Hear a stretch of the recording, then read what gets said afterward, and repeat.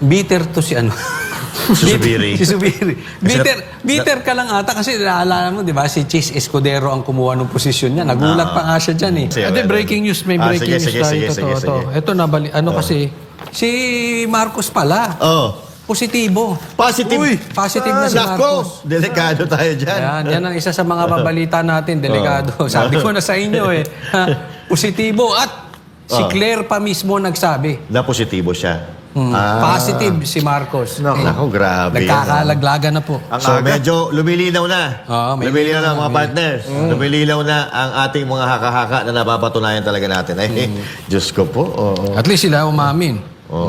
Pero bakit mo nasabi na positibo, partner? Ito eh, sabi dito. Basahin mo. Sinabi lang ng SME na ito eh. Sabi dito, inaamin po natin na hindi po natin natutuloy ang pagiging upper middle income country. Pero maganda naman ang progreso ng ekonomiya dahil sa pagtaas ng gross national income per capita. Ito na. Lagi pong positibo. Ay, yun pala yun. Ang Pangulo. Kita mo? Araw-araw positibo. Positibo ang Pangulo. Nananatili. Ay, itong pagkakasabi sa akin ng SMNI. SMNI po ito. Lagi pong positibo ang Pangulo. Di lagi. Dati pa. Dati. Hanggang Ever dati since. pa. Ever Hanggang since. ngayon. Positibo ang talaga. Pangulo. Araw-araw. Pero hindi Diyan natin tayo alam. nagkasundo, Claire. Pero hindi natin alam positibo sa ano. Hindi naman paniliwanag dito. Basta positibo. Positibo siya. Positibo siya. Pero ito, yung context nito, partner. Yung context nito sinasabi niya. No, ito yung regarding to sa pag-unlad ng ating bansa. No, na sinasabi nila dito na mataas naman yung gross national income per capita ng Pilipinas. Ito yung tinatawag natin dati pa na they are letting the wound heal by itself. Kasi tumataas nga. Tumataas yung per capita, bumababa yung dolyar, bumababa ang presyo ng krudo, pero hindi ibig sabihin dahil may ginagawa sila. Ito ay epekto ng paggalaw ng Yan ba ibig sabihin? Hindi iniisip namin dito ng mga Hindi. Pamaya, pag-usapan natin yung huling bahagi. Yung unang bahagi muna. Teka muna, partner. Ito lang sa akin. Iiwasan nyo kasi, Claire, gagamit ng mga ganitong mga salita. Mga ganitong salita. Kasi alam nyo naman, bumakat yan sa presidente. Yung mga, alimbawa, pag sinabing tamba, sino may isip mo? Siyempre, si ano yan? Si Specker. Oo, wag mo nang gagamitin kung saan-saan yung salita na yan kasi mami-misinterpret ka. Kasi pag sinabing positibo, sino may isip mo? Positibo ang Pangulo eh. positibo. Kahit walang Pangulo, sino may isip mo? Alam mo na yun. Si BBM yun. Di ba? Kasi nga, hindi pa sila nagpapa-hairpull. Pag ang binanggit ay tanim witness, sino naiisip mo? Si Risa Ontiveros yun. Kita mo? Kaya huwag nyo nang pinagagamit yung mga alam nyong delikadong salita. Si Risa Ontiveros. Si Risa Ontiveros yun eh. Di ba? Sabi nga ni ito, susundan ko yung sinabi ni Atty. Topacio. Sige. Strike 3 ka na. Naku po. Ay, ano bang nangyayari sa pag strike 3? Wala na. You're out. You're out. Kaya naman pala nagpasaklolo na, partner. Nagpasaklolo na. Kasi etong si Madam, hindi na ata niya kinakaya. Kaya tingnan mo, kanina sino mo yung video. Stress na yung mukha, partner. Parang wala na ibang malapitan kasi binitawan na ata sila. Pwede ba nating pakita? Binitawan na ata partner nung handler yung nagaganon sa kanya. Kaya yun. Nagaganon? Yung nagbibigay. Huwag ganyan. Sinasabi ko sa inyo yung mga ganyang Huwag gagamit ng mga Huwag gagamit ng mga sign. Yung mga nagbibigay. Ito, ibigay mo to kay ganito. Ibigay mo to kay ganyan. Siguro, nape-pressure na siya doon sa nagmamando. Kaya yun, medyo nagpasaklolo na partner. Pero, tama yung sinasabi mo, yung kay Atty. Topacio, strike 3 ka na. Strike 3. Kaya lang, may mga sinasabi to na nag-text daw sa kanya, no? Nag-text sa kanya yung si alias, Alias Rene. Si alias Rene. Dapat to ma-verify, no? Yung mga email, yung mga text na sinasabi ni Madam, ma-verify ng NBI kung ito ba talaga ay legit. Kasi sinasabi nung isa, hindi eh. Hindi naman daw siya nagtitext eh. Sabi nung isa, wag mo na akong gagamitin sa nasusuka ako sa iyo. Grabe, Naku, sakit ay same nun. tayo, same. Ako rin, Ang sakit nun. sukang-suka ako dyan kay Tsaka Risa. sa NBI na siya nagpunta, hindi, pa-verify niya na rin. Nandun na mismo eh. Tama, Dapat one-stop shop na yun eh. Oo, Pina-verify isa na niya. At Oo. nakakapagtaka nga dito kay, kay Madam, imbis na si Atty. Topacio, dinirekta siya eh. Yan. Sanay, na yan eh, hindi na bago sa atin yan. Kasi lagi niya naman, may pattern na siya na ganyan. Lagi niya ginagawa yung tanim witness. Pero hindi si Atty. Topacio kinasuhan niya. Yun. Nagtataka tayo dyan, partner.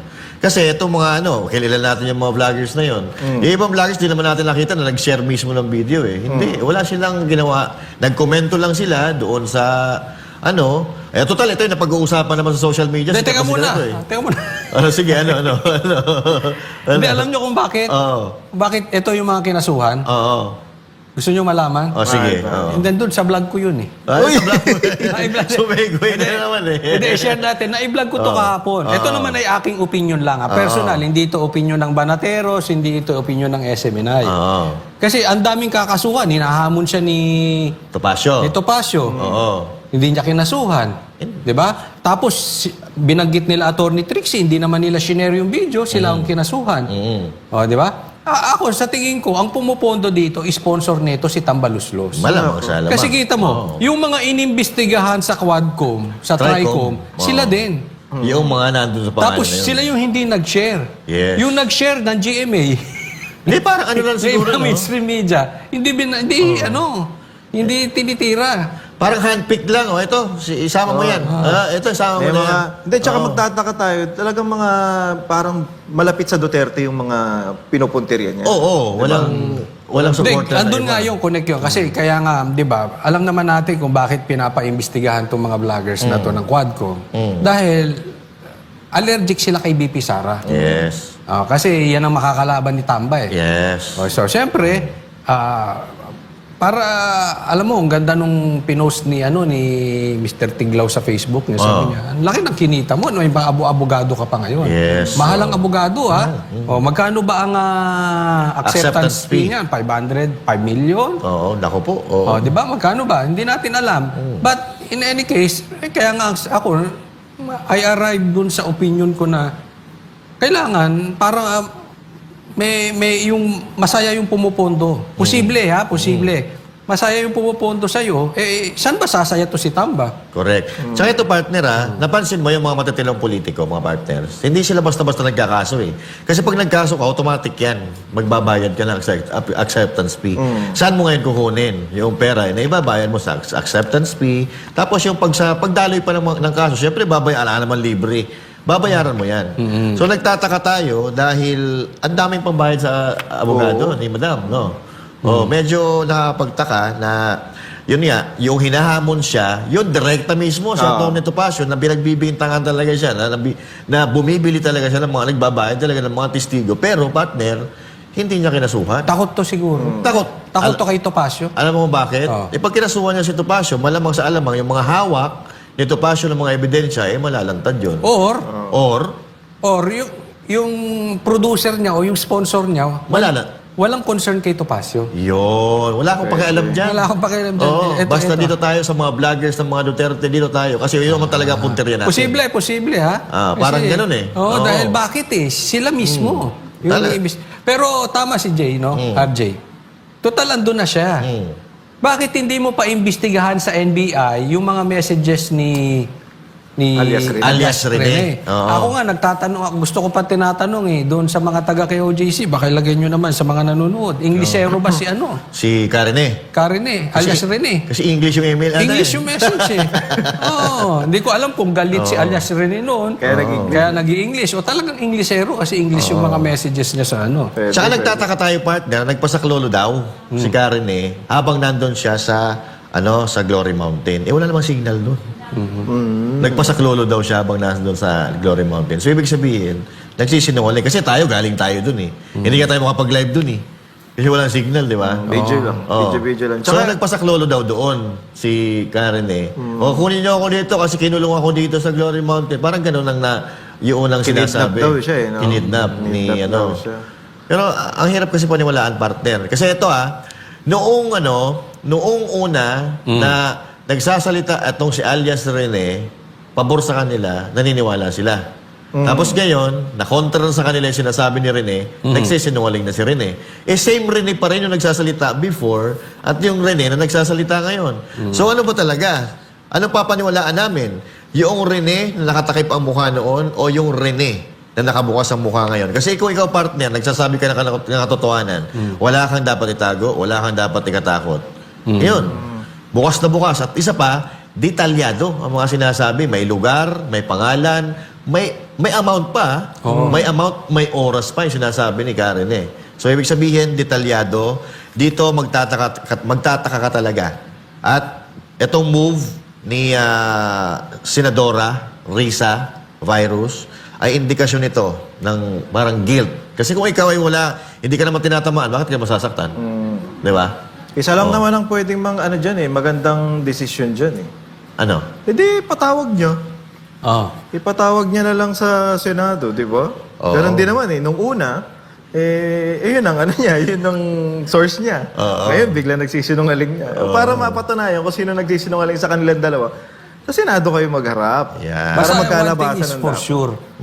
Positive si Marcos. Positive. Si Claire nagsabi.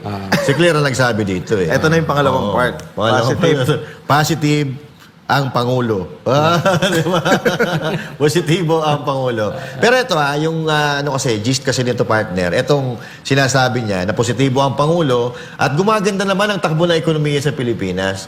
Gumaganda yung takbo ng ekonomiya pero wala naman silang ginagawa. Ito ay bunga ng paggalaw ng presyo ng pangdaigdigang merkado. So sabi ko nga kanina, they are letting the wound heal by itself. Wala na silang ginagawa. Like for example, yung baha. Yung baha, di ba? Sabi nila, 5,500 na mga flood control projects, partner. Pero hindi natin maramdaman yung 5,500 flood control projects. Kasi diyan sa Labotas, nakita natin yung flood control nila, lawanit lang plywood, tsaka may mga sako-sako, So, ibig sabihin, etong problema natin sa baha, matagal na to Matagal na to, hindi pa rin nila gagawa.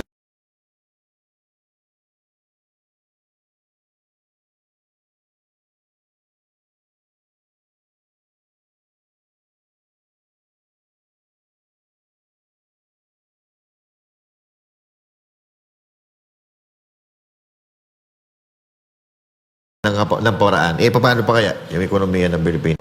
Viral yun lagi, mga partner sa talk partner. Pero, ayun, napapahiya sila doon. Kasi, kumbaga, iba yung lumalabas sa bibig nila, iba yung nangyayari in reality. Tapos sisisihin nila Duterte. Duterte na naman. Lagi naman. Katulad nito, yung maiba tayo mga partners dito sa impeachment ni Bibi Sara, di ba? Kung tutuusin partner, itong impeachment na to, nakakatawa. Kasi yung billions, trillions na pera na pinag-uusapan ng Pilipinas, parang baliwala sa kanila. Mas mahalaga pa sa kanila yung 125 million kaysa doon sa billion pesos na pera. So, anong ito gauge nga dito? kahit nga kahit man lang nga imbestigahan nila dahil ito'y binanggit mismo ng kasamahan yung si Chanco. Yan. Di ba?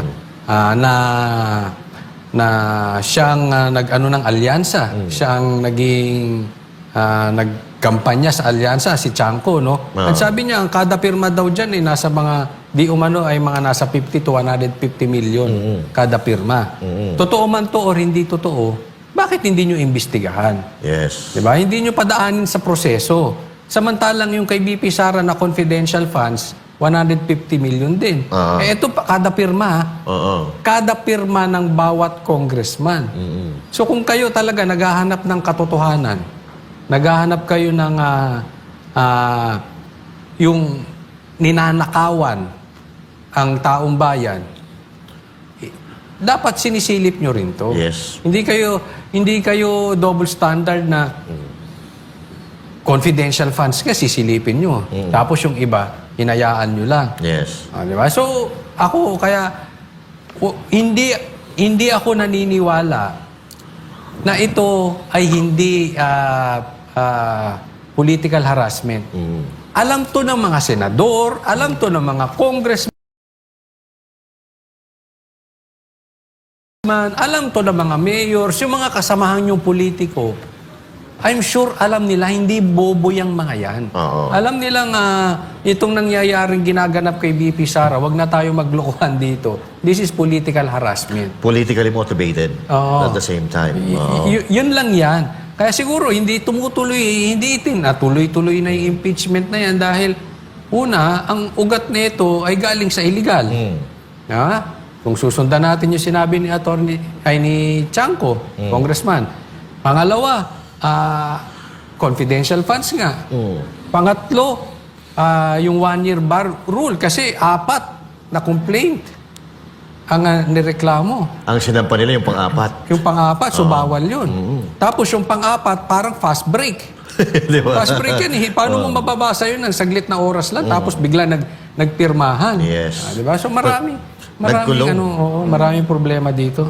Nagkulong sa kwarto, partner. Tsaka ito lang masasabi ko dito. Pagpabor sa kanila, umaayon sila. Yung pangyayari, yung sitwasyon, pabor sa kanila, okay sa kanila. Pero kahit same situation na hindi pumapabor sa kanila, ayaw nila dun eh. Kumbaga nakikita mo talaga yung pagka-double standard na talagang meron talaga sila pinupunteriya. Okay? So, ganoon man ang politiko eh. Marahil hindi sila magkasundo-sundo kasi may mga sarili-sarili silang mga intensyon, may mga interes na gustong mangyari sa buhay, sa kanilang political career. Katulad na lang nito, tahasang inihayag ni dating Senate President Juan Miguel Zubiri ang kanyang pagkakadismaya sa kasalukuyang pamunuan ng Senado sa ilalim ng liderato ni Senate President Francis Chis Escudero.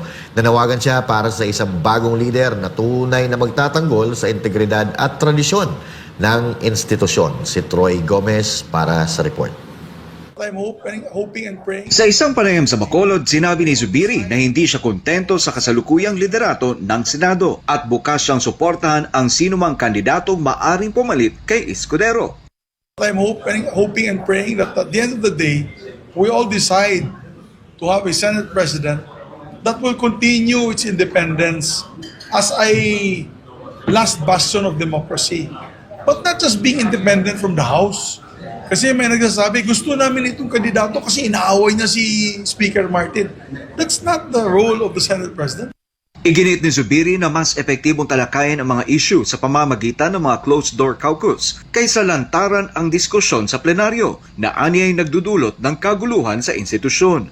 Binigyan din niya ang pangangailangan ng isang leader na hindi lang mahusay makipagbangayan, kundi may kakayahang panatilihin ang kasarinlan ng Senado mula sa iba pang sangay ng gobyerno. Bagamat inamin niyang may 13 senador ang sumusuporta kay Escudero, umaasa si Zubiri na maaari pang magbago ang kanilang posisyon sa mga darating na araw. The role of the Senate President is to steer the Senate as a ship. No matter how rough the waters are, to show the people that the Senate is our ship of state that will never, never break down. It will never surrender its principles, its traditions.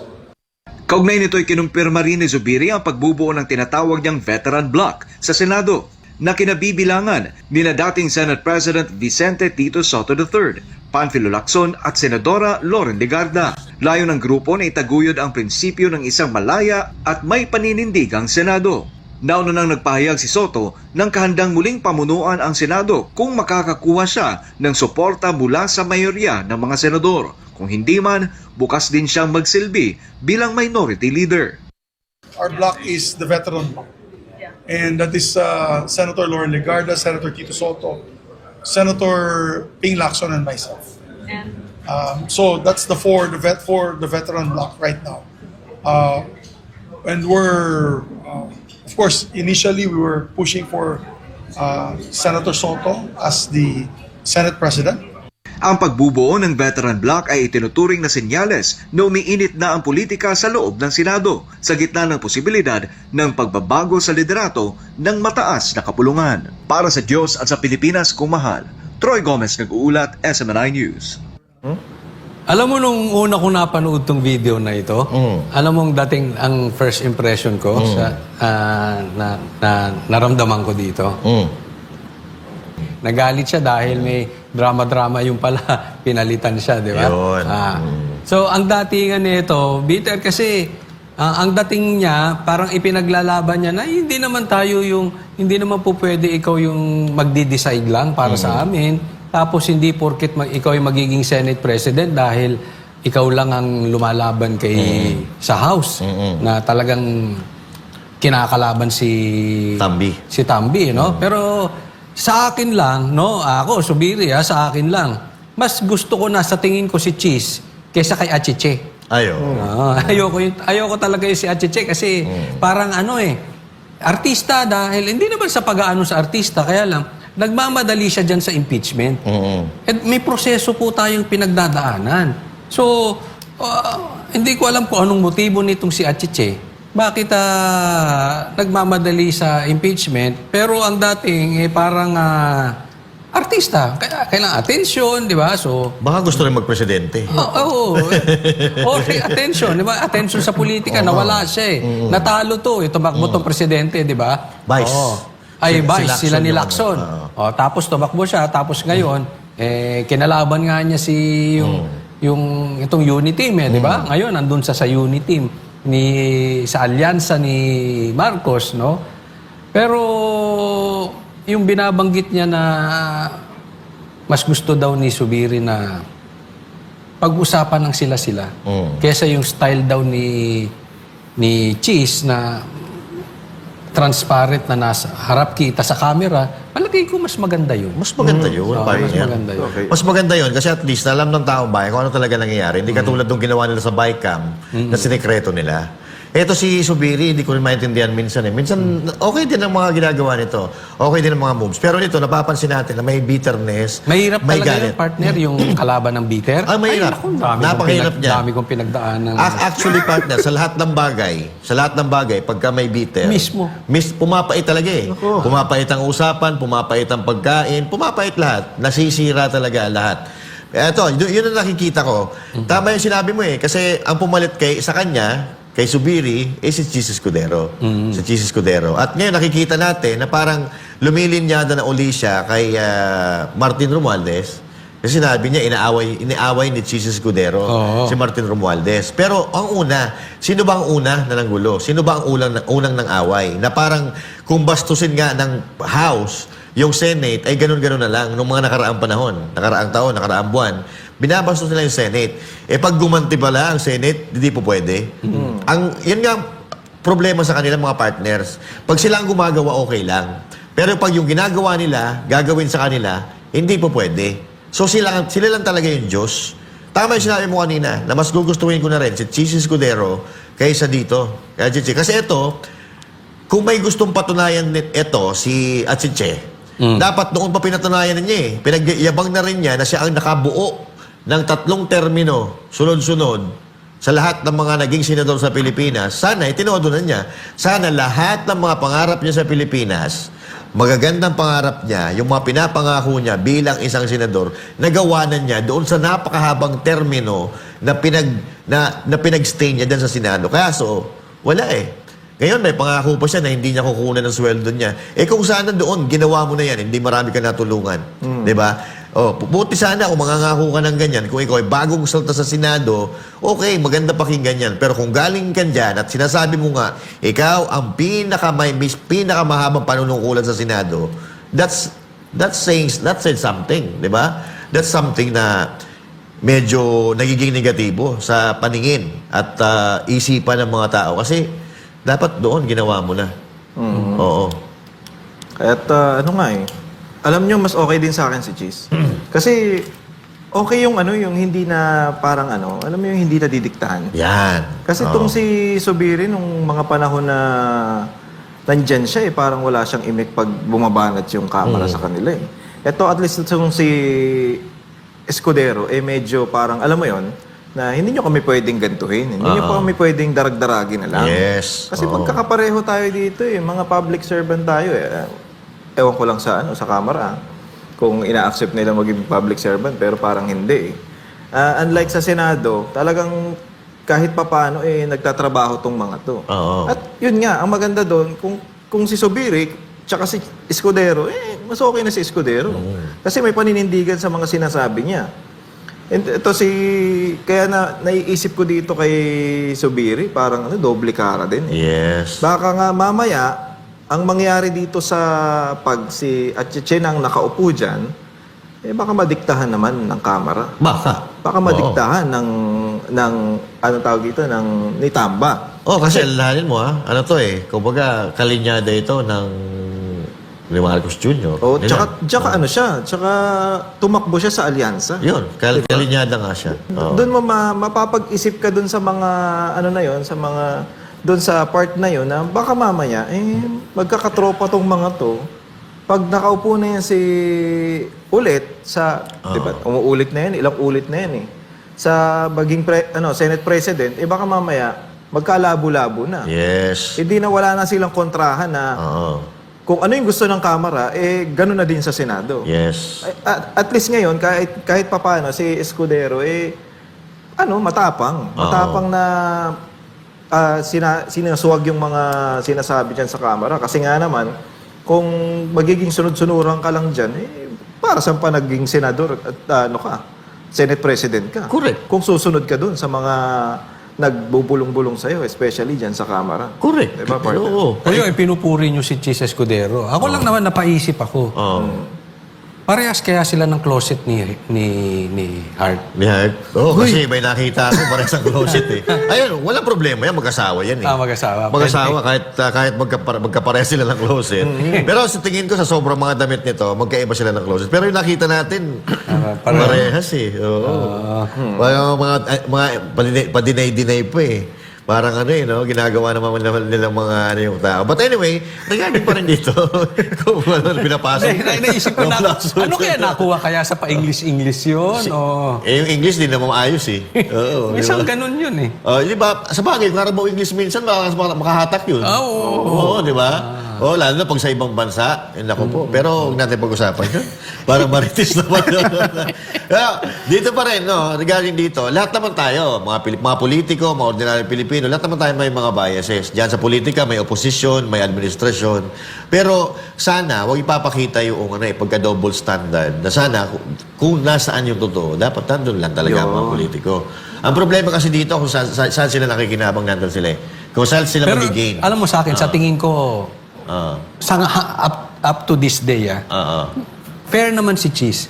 Pinapadaan niya sa proseso Yes, hindi naman siya pumapabor doon sa pro-impeachment.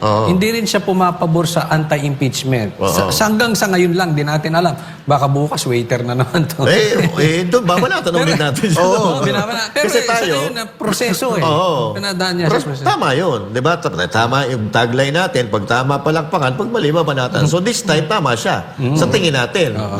It's just tama naman talaga. Kasi dapat, lahat ng bagay, dinadaan sa proseso. Kahit pagluluto ng kaldereta, may proseso yan Para hindi bitter, no? Pagka hindi bitter. Kung magluluto ka ng kaldereta, tapos lalagyan mo ng ampalaya, hindi ka sumunod sa proseso. Masisira yung lasa. Masisira, di ba? Kaya ikaw, kakain ka ba ng kaldereta na may ampalaya? Kasi alam mo naman na walang ampalaya kaldereta di ba? Hindi mo kakainin, syempre. Kaya lang, sa atin, ang sinasabi natin dito, sana, kung nasaan yung katotohanan, nasaan yung tama, doon nagpupunta itong mga politiko. Nasanay kasi tayo Nasanay kasi tayo, partner, na may mga kambi-kambihan, kahit mali na, pinagtatanggol pa, and all that. Pero balita ko, tumaba yung mga tawilis dyan sa doon sa Taal? Sa Taal Volcano. Nako, bakit kaya?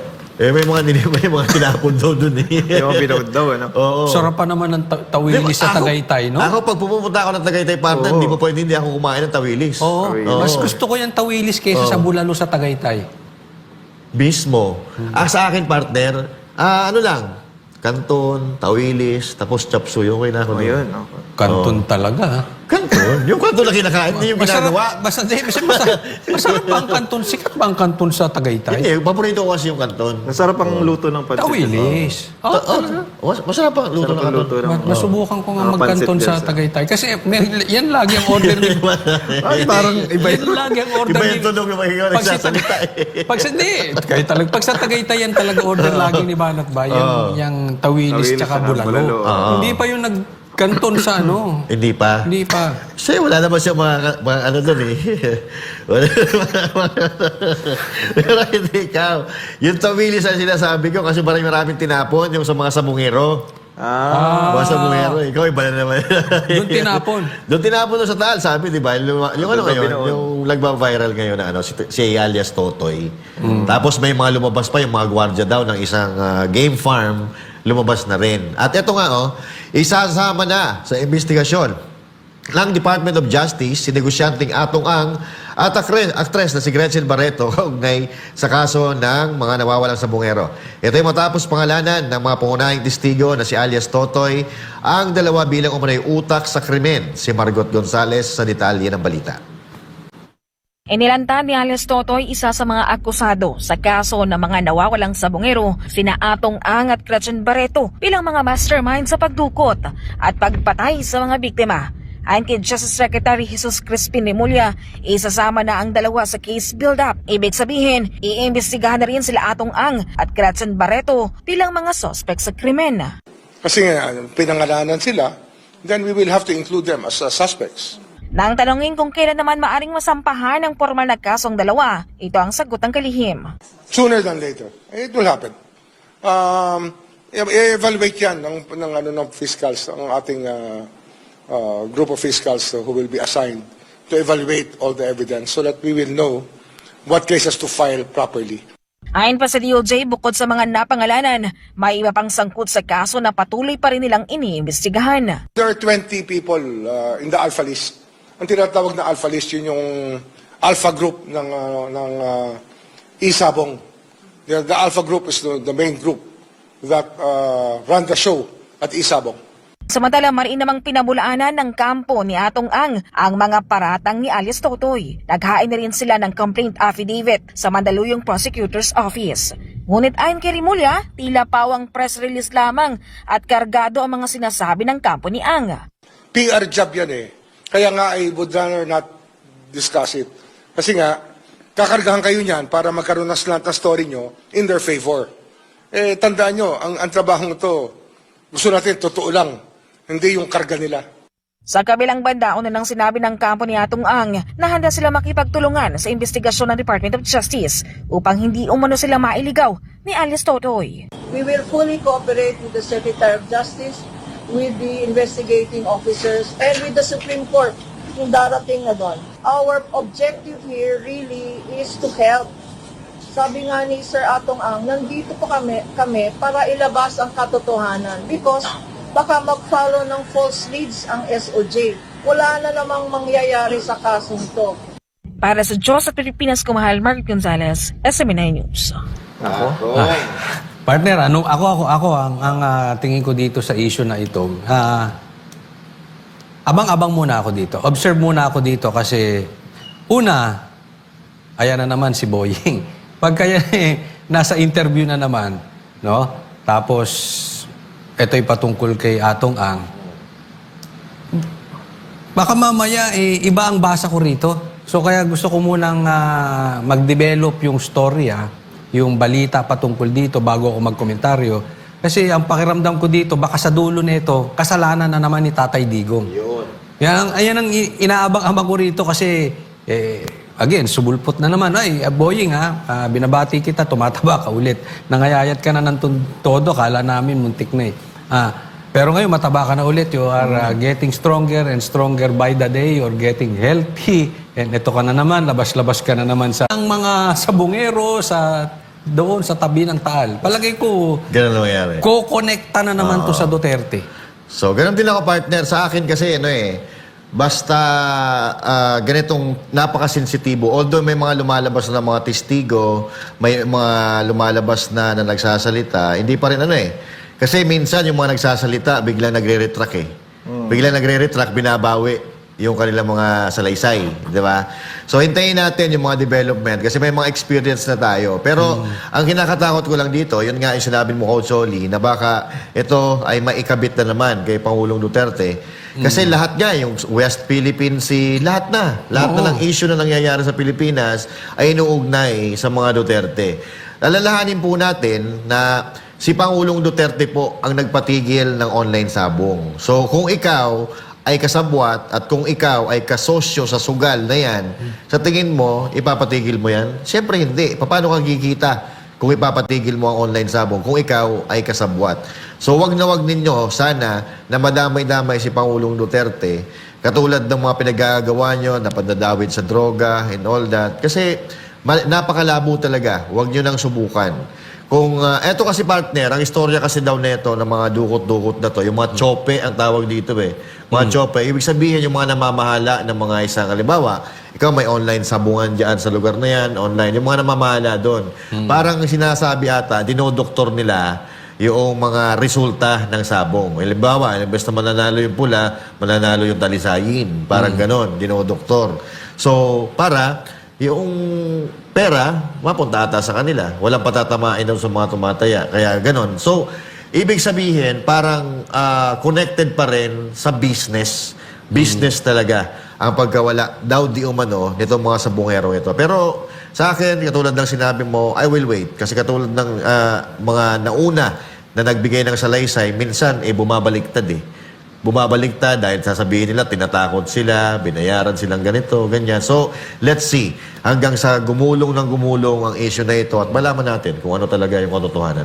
Abangan muna natin yan. Abangan muna natin. Mahirap Ikaw, dito partner. Meron akong kasi nangyari to, kung hindi ako nagkakamali, 2022. Kasi parang patapos na yan si Pangulong Duterte. Baka nga doon nila idikit Yun. Baka idikit nila yan dahil nung panahon na yan, nakaupo pa si Pangulong Duterte. Pero sana naman, this time, etong si Boying, kahit naman marami tong sablay, ano pa rin, isipin pa rin niya yung mga kalagayan ng mga nung mga pamilyang naiwan ng mga sabungero. Kasi grabe, napapanood ko yung nung nagsalita yung alias Totoy, yung isang nanay nung sabungero talaga naglupasay. Kahit wag ko nang makitang buhay yung anak ko, basta kahit yung buto na lang makuha namin. Yun na lang, parang nakakadurog ng puso yun bilang, alam mo yun, yung magulang ka tapos yung anak mo na wala ng ganon, hindi mo alam, hindi mo na nakita, ilang taon na. Tapos malalaman mo, mababalitaan mo, binaon pala doon sa Nilibing sa Taal. Tapos, ang sabi nung alias Totoy, parang kahit buto po, hindi nyo na makikita dahil wala na po talaga yun. Ganon, di ba? Parang ang bigat dun sa bilang isang magulang, bilang isang kaanak, lalo yung mga asawa, grabe. Oo. Ang bigat nun para sa kanila. At ito pa nga, meron dyan na ang sinasabi ng mga nakikipaglaban pa rin hanggang ngayon, yung mga pamilya, meron na daw mga nabayaran. Yung baga nagpa-areglo na. Okay, ang tanong, dapat imbestigahan din niya ni Boying kung sino yung nagpa-areglo. Yan. Tapos, Sino yung nag-areglo? Sino nag-areglo? Para malaman natin, bakit sila nakipag-areglo doon? Kung nabayaran sila, bakit nagbayad yun? Tapos galing, sino talaga nagbayad? Sino talaga ang nagbayad? Ayun din ang question nila. Yung hindi yung sana, wag lang tayong yung pamidya ng pamidya, Mr. Remulla. Wag lang sana dahil lang nasa media, medyo astig ka, ganun. Dapat tutukan nyo rin ng maigi yan. Kasi kung hindi nyo tututukan yan, DOJ kayo trabaho nyo yan. Kasi kung hindi nyo tatrabahuhin yan, kawawa naman yung mga naiwan. Paano kung sa inyo nangyari yan? Correct. Diba? Masakit sa inyo yan. Speaking of Boying pala, meron akong babasahin. Basahin mo. Ayan. Nag-text si Boying? Nag-text. Sige, basahin mo. Hindi, maganda tong post ni ni Attorney Trixie patungkol dito kay Boying. Sige. Sinare niya to sa Facebook. Birahin mo na. Basahin ko lang. Sabi niya, Secretary Boying Remulla filed this application for the position of ombudsman today. Wow. Kapal mooks talaga. Kapal mooks, no? Ayan na nga. Kung pwede pala mag-apply yung may kaso sa ombudsman. Yun yung sinasabi niya rito. He appears quite confident. So baka may usapan na sila ni Bongbong nito. Despite his case in the same office, despite the fact that he is a politician in a political dynasty with immediate and extended family members occupying local and national positions. So, nagsusumigaw na conflict of interest to. Nagsusumigaw. Ito matindi. Ito sa post ni Atty. Trixie. Despite the controversy of his son's acquittal on serious criminal charges shortly at the start of his term as Justice Secretary. Kakastart pa lang, ibig niya sabihin dito, may anomalya na itong kanyang anak. Red flag Kakastart na. pa lang niya bilang SOJ. So, Medyo ito delicate. talagang kaliwat kanan, sabog-sabog ang conflict of interest Yes. netong si Boyeng. Kahit saan, kaliwa, kanan, harap, likod, nandun yung conflict of interest. Kaya nga medyo hindi tayo naniniwala dito sa ginagawa nila ito, dito sa kay Atong Wang. Kaya maghihintay tayo, partner. Halimbawa ito, partner. Puti ito, di ba? Potato. Pag ang nag-announce na ito na puti ito ay si Boyeng, duda pa rin ako. Kasi, di ba? Kasi sa mga series of events. Ay, siya na nagsabi eh. Ano sabi niya? Pag pumunta kayo dito, ICC, pahuhuli ko kayo. Ba't si PRRD pinahuli nila? O, di ba? Diba? Kaya ang hirap paniwalaan itong mga magkakampi na ito. Mahirap paniwalaan. Una-una, yung sinabi mo, partner, na hindi na makukuha yung boto. Paano natin mapapatunayan na nandun nga inilubog yung mga bangkay kung wala tayong makukuha ang boto? Diba? Kaya mahirap paniwalaan. At ito, nga, partner, mariing itinanggi ni negosyanteng Charlie Atong ang anumang pagkakasangkot sa pagkawala ng ilang sabongero.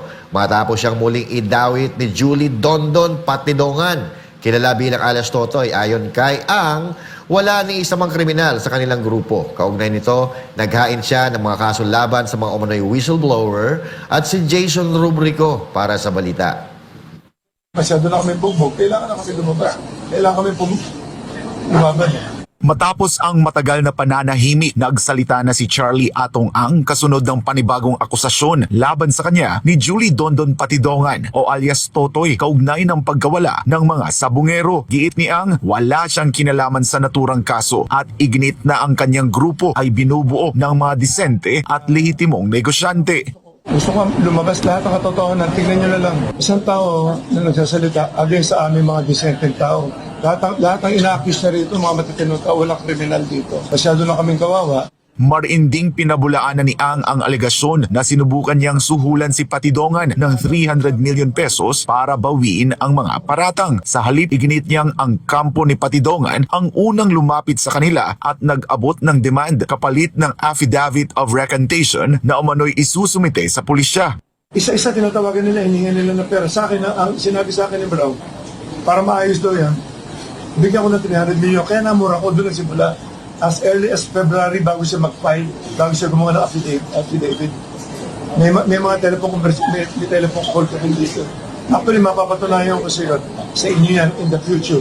Bunsod nito, naghain si Ang ng mga kasong attempted robbery, grave threats, grave coercion, extortion at incriminating innocent persons laban kay Patidongan sa Office of the City Prosecutor sa Mandaluyong. Kasama rin sa kanyang sinampahan ng kaso si Alan Bantiles o alias Brown na kaibigan ni Patidongan at isa ring sabungero. Ayon naman kay Attorney Lorna Kapunan, legal counsel ni Ang, hindi umano karapat-dapat na ituring si Patidongan bilang whistleblower o state witness dahil sa bigat ng mga kasong kinakaharap nito. So definition ng state witness, dapat person who is the least guilty. Sa RTC Manila, 6 ang akusado including him. Siya ang pinaka-guilty doon because siya ang directly in charge ng operations. Siya ang may direct participation sa crimes na sinya-charge sa RTC Manila. No? So even in the definition of a state witness, or a whistleblower, he cannot qualify as a whistleblower because he appears to be the most guilty. Dagdag pa ni Kapunan, ang buong kaso ay nakasalalay lamang sa mga salaysay ng umano'y whistleblower na anayay may kaduda-dudang kredibilidad. Tiniyak din ng kampo ni Ang na bukas sila sa pakikipagtulungan sa Department of Justice upang mapalalim pa ang investigasyon. Sa huli, nagpaabot si Ang ng mensahe sa mga pamilya ng mga nawawalang sabungero. Malalaman nyo rin na totoo. Siguro sa pag-iimbestiga, may lalabas na totoo dyan. Wala kami kinalaman lahat yan. Pareho na uulitin ko, sinasabi ko, lahat ng grupo namin, mga disenteng tao yan. Ang hilig lang namin, sabog lang. Para sa Diyos at sa Pilipinas kumahal, ako si Jason Rubrico, SM9 News. Alam nyo, magandang gawin dito, yung parang yung sinabi ko kay Madam kanina na kung para malaman natin kung sino ang nagsisinungaling, maghaharapan kayo sa tamang lugar, sa korte. Yan. Para, kasi mahirap yan yung salita lang ng salita. Sinasabi nito ni alias Totoy na si Atong Ang may kasabwat dyan. At sinasabi naman ito ni Atong Ang na huwag kayo maniwala dyan kasi hindi naman credible yan para magsabi ng mga bagay-bagay na pinagbibintangan kami. Ngayon, ang gawin natin, sa korte nyo ilatag yung mga yan. Tapos doon kayo maglabas ng mga ebidensya para malaman natin kung sino talaga yung nagsasabi ng totoo. Para wala nang tanong-tanong. At yun nga, yung sinabi ko kanina, kung sino yung nakipag-areglo doon sa mga pamilya na nakipagkasundo, ayun ang unang puntahan nito ni DOJ Secretary Remulla na alamin niya kung saan galing yun. 'Di ba? Saan galing yung pakikipag-areglo, kung sino yung puno nun at kung si Atong Ang nga ang puno niyan, kung sa kanya galing yung pera, dapat malalaman. Malalaman natin kasi imposible naman sino pa makikipagkasundo diyan. Correct. 'Di ba? Oo. Hindi natin yun. Kung sino yung dumali doon sa mga sabongero, yun talaga makikipagkasundo. Correct. 'Di ba? Oo. Hindi, wala nang iba diyan. Kaya kung ang gusto nyo ay katotohanan at naglalabanan lang kayo ng mga salitaan nyo, walang mangyayari dyan. Dapat dalhin nyo yan sa korte. Parang marites lang natin. Para malitis yan, lahat. Oo. Doon kayo maglabasan ng ebidensya nyo. Huwag yung mga yung mga PowerPoint lang. Yes. So. Diba? Ito ang mahirap dito mga partners kasi whistleblower na naman eh. Di ba? Naalala nyo si Bicoy? Whistleblower din yun eh. Pero after nung bakbakan na, biglang bumaliktad. Di ba? Chinucho niya na binayaan kami sinuplo si Trillanes, di ba? Kaya tinawag kami ni Trillanes, binayaan kami ni Trillanes. So, yun ang nakakalungkot dito eh. Baka mama, hindi ko sinasabi na itong whistleblower na ito ay ganun din. Kaya lang, medyo nakakasawa na yung ganun at tawag dito, mahirap na paniwalaan. Kasi may mga whistleblower na biglang magsasalita ngayon, tapos iba na naman ang sasabihin sa mga susunod na araw. So, hintayin natin kung ano magiging development. Pero, ito ang pinakamaganda sana dito na mangyayari. Dapat dito, makialam na si Torre. Ayun. Diba? Kasi si Torre, yung mga bintang-bintang pa lang, pinapatulan niya eh. Eto, may whistleblower na eh. Kung sabihin na natin, sakyan na natin yung sinasabi nila, may whistleblower na hindi lang pala, hindi pala hindi lang 30 na sabongero. 100 plus pala yung sabongero na dinukot, inilaglag dyan sa Taal Volcano. So, may whistleblower pa. So, more than 100 lives of Filipino ang nawawala dito. So, dapat dito nakikialam na si Torre. Kasi, doon sa KOJC, yung mga bintang kay Pastor Apollo Kibuloy, nakialam siya eh. Nagpadala siya ng 6,000 ng mga pulis. Doon sa kay Pangulong Duterte, na bintang na extrajudicial killings, wala pang ebidensya at wala namang nagre-reklamo. May nagre-reklamo pero wala pa naisasampang kaso, ipinagkanulo nila. So ito, ang daming umiiyak na pamilya ng mga biktima nito. Sana, Torre, pagkakataon mo na ito. Sana magpadala ka rin dito. Diyan sa Taal Volcano, pahanap mo, magpadala ka ng dyan, mga kahit 10,000 pa ng mga pulis para mahanap yung mga boto-boto na sinasabi nitong si alias Totoy. Para maniwala tayo na magkaroon ng kalinawan etong mga sinasabi ng whistleblower. Hindi naman natin sinasabi na nagsisinungaling siya, pero ngayon kasi kailangan natin talaga magkaroon ng ebidensya para talagang masabi na ito ay totoo. Kasi ang daming fake news, ang daming sinungaling, lalo ng mga politiko. Yung mga inaasahan natin na dapat pagkukuhanan natin ng tamang impormasyon minsan, sila pa yung nag-mislead sa atin. Katulad dito mga tagapagsinungaling ng administrasyon ni Marcos. Oo nga. Ito yung panahon na ilabas mo yung tapang mo ngayon, Torre. Yeah? Ilabas mo yung tapang mo dito. Kasi ang kinakaya-kaya mo lang, kay OJC, si Pastor. Yung mababait. Si Pangulong Duterte. Yung mga hindi ka papalagan. Diba? Ito ngayon. Tignan natin kung saan aabot yung tapang mo. Kasi tumatapang ka lang pag yung mga mababait yung kaharap mo eh. Kasi Atong Ang na to, partner. Oo, iba na yan. Ito kung si Atong Ang, kung lalabanan mo o tatapatan mo, makikita natin kung matapang ka ba talaga o hindi. Ito na yung pagkakataon para ipakita mo kung sino ka talaga. So, parang sinasabi mo, pagka tumahimik si Torre dito sa isyong to, duwag siya? Duwag yan. Oo. Kasi iba na yan eh. Kasi ito, mga partners, kasi binibintangan nila si Atong Ang na tsaka si Gretchen Barreto eh. Ay maliwanag doon sa mga pahayag ni alias Totoy na talagang sigurado siya na si Atong Ang talaga at saka si Gretchen Barreto. So now, kung mayroong whistleblower, may testigong ganito, so ito pa kaya na medyo talagang sigurado na eh. O dapat nakikialam dito. Sorry kasi doon sa mga haka-haka, sa mga kwento-kwentong bintang, lumulusob siya. Bida siya eh. Eto, na may patunay na, although hindi pa ito napapatunayan sa korte, pero may nagsasalita na whistleblower. So, Tory, go! Show your tapang.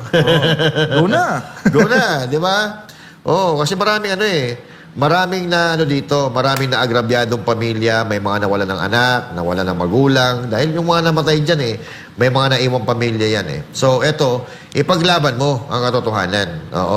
Dapat tama ang pagulo ng hostisya, hindi yung gagawa-gawa na naman kayo ng mga dahilan para maisakatuparan nyo yung mga utos ng mga amo ninyo sa inyo di ba? Huwag mong pakita na talagang may plano ka lang talaga, kaya ginigipit mo si Pastor at ang KOJC. Pakita mo talaga ngayon kung para ka sa bayan. Talagang, yung serbisyo. Hindi yung dadalihin mo lang yung mga mababait.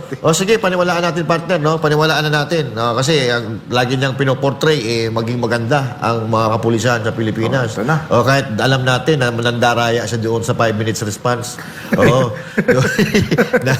ako, partner, ang stand ko dito talaga, drama to. Ako, sa tingin ko lang,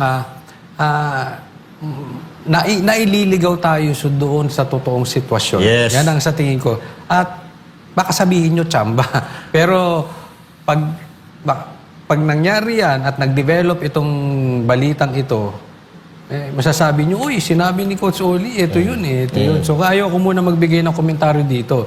Kasi may binabanggit sila dito si alias Totoy. Basta yun lang ang stand ko rito. Mas sikat si alias Rene.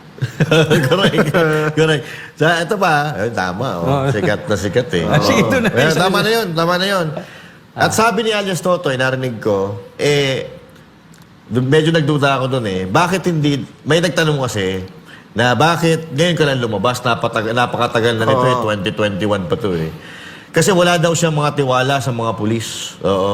Ngayon daw, na si General Torre na, ang PNP chief, nagtitiwala daw siya. Kaya siya biglang lumabas ngayon. Bakit? Di ba? So, ibig sabihin, si Albayalde hindi matino. Si Sinas hindi matino. Ibig sabihin, si Senator Bato hindi matino at hindi mapagkakatiwalaan. Of all the generals, mas mapagkakatiwalaan mo yung mga binanggit ko kaysa dito. Sa bago ngayon. Sa akin yun ay sarili kong pananaw. Ewan ko sa kanila si Alias Totoy, mas naniniwala daw siya kay Tory Kaya ako hindi ako naniniwala kay Tory. Naniniwala ako na pulis siya. Naniniwala ako na maitim siya. At naniniwala ako na binalasubas niya yung kay OJC. Naniniwala ako na kinidnap nila si PRRD. Pero hindi ako naniniwala sa kakayahin niya bilang isang PNP chief. Sa akin yun. Kasi ako bilang isang Pilipino, masama ang loob ko sa kanya dahil doon sa ginawa niya kay PRRD na kung sino yung presidente na malaki ang naiambag sa bansang Pilipinas, yung pa'y pagkakanulo mo. Considering na kinausap mo pa si Senator Bongo, naglulood ka para magkaroon ka ng ranggo, tapos babanatan mo pala si PRRD. Shame on you. Sabi niya ni Rocky, kay Rizal Ontiveros, shame on you! Ako naniniwala. Naniniwala ako na si Torre hindi dapat nakaupo dyan. Dapat talaga. Kasi kung babasihan mo, yung mga bagay na ginawa mo sa kay OJC, kay Pastor Kibuloy at kay Pangulong Duterte, hindi karapat-dapat na maging PNP chief. Hindi, tsaka yung tradisyon mismo ng PNP. Diba? Dapat seniority. Tapos bigla kang pumasok. Dahil lang nasunod mo o nagawa mo yung mga gusto o yung mga plano nung nasa taas. Kaya ka nandyan. Diba? Masaya ka naman siguro. Pero ito nga, ang sinasabi natin, kung gawin mo yung trabaho mo patungkol dito sa mga missing sabongero. Yan. Okay? Coach? Coach. Last message nyo. Ako, siguro, sa akin, magiging mapagmatsyag na lang po tayo sa paligid kasi Dahil sa teknolohiya din. Actually, mayroong pros and cons din ng technology. Maganda at nagiging advanced tayo, napapadali ang buhay natin. Pero minsan, ito rin ang nagli-lead sa atin sa kapahamakan. So, mag-iingat po tayo araw-araw. Panatiliin natin ang na gumagana ang ating isipan. Huwag tayo gagaya doon sa mga anga-anga na ginagawa tayong mga tanga. Pag ginagawa kayong tanga, dapat nagagalit kayo, hindi kayo natutuwa at hindi nyo pinagtatanggol. Itong mga politiko natin na iba, karamihan sa mga politiko natin ngayon, ginagawa tayong tanga, ginagawa tayong mga robot, na gusto paniwalaan yung mga sinasabi nila, pero pag sila ang kinakante, medyo umaalingasaw ang galit nila, umaalingasaw ang baho nila. So, sa atin, sa susunod na eleksyon siguro, although alam ko na yung mga Pilipino ay bumoto ng tama ngayong midterm election, pero bumoto ka nga ng tama, iba naman gustong panalunin ng COMELEC, wala tayong magagawa. Oo. Ako naman, wag lang mga kababayan, mga banateros, wag lang tayo maniwala basta sa mga sabi-sabi. Kasi importanteng inaalam din natin kung ano yung mga balita na totoo. Kasi baka mamaya madala kayo ng damdamin nyo, may nakita kayong pabor sa atin o pabor sa inyo, pabor kay Pangulong Duterte, i-share nyo na kagad. Wag ganun. Alamin nyo muna yung mga bagay o alamin nyo muna yung balita kung saan galing yun at kung totoo. Kasi pag gagamitin yan sa atin ng mga gagamitin yan ng mga, especially ng mga dilawan, o kaya ganyan pala yung mga DDS share lang ng share ng fake news Kaya mag-iingat din po tayo at huwag nyo pong kakalimutan yung upload ko mamaya, 12 paring RJ TV. Manood po kayo, ha? Coach. Nahawa na ako kay Coach. Nahawaan mo na. Tama naman yung mga binabanggit ng aking mga partners, dadagdagan ko na lang. Medyo dumadaan po sa harassment ang mga Duterte vloggers. No? Kasi yung mga nakikita nyo sa labas ay wala pa po yan. Alam po namin ang katotohanan, meron po silang ginagawang harassment sa bawat isa. No, na hindi lang nila mailabas lahat. But definitely, ang kanilang main goal ay patahimikin kami, tayo. So, tuloy-tuloy lang tayo. Sinasabi namin, doon sa mga nananakot, ay hindi po kami natatakot. Doon sa inyong mga hakbang dyan, na puro reklamo kayo kaliwat kanan, lalong nag-iinit. Kasi tatandaan po natin, pagka meron kayong kinalabang mga ibang mga vloggers, meron pa rin na iba na magsasalita. Hindi po mauubos ang vloggers. Hindi rin po mauubos kahit ubusin nyo naman ang mga vloggers, yung taong bayan ay magsasalita din.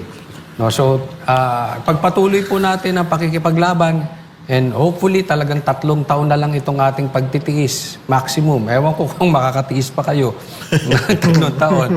Ako malapit na hindi makatiis pa ba kayo? Pero wala tayo. No choice. Kaya nga, lagi ko paalala. Ingat-ingat po tayo sa pagboto.